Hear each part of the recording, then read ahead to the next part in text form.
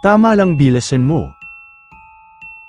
Sa paligid ng magandang kalooban at ngayon, gaya ng nakikita mo, ang ilang item ay may mga nakakabit na kakaiba ngunit. Tandaan na ang SLS detector ay idinisenyo upang basahin ang figure ng katawan sa tao. Figura ng katawan ng tao. Kaya kahit na ito ay maaaring hindi perpekto, kinikilala ito sa katumpakan kapag walang nakikita, at kaya,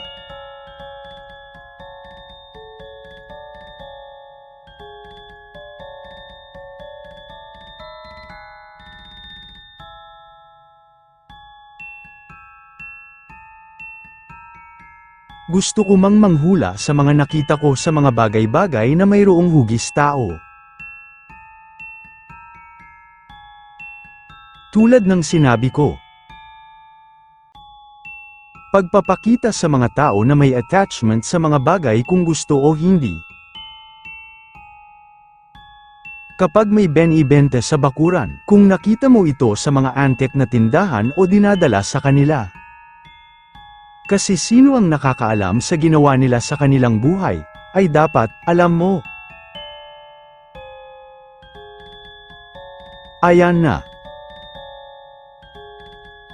Gusto ko ang aking camera kapag malabo, ibig sabihin, magaling akong spot. Walang tao sa harapan ko, sinubukan kong mag-auto-adjust sa camera. Kaya may nakukuhanan akong kakaiba. Ayan makikita mo sa malabo.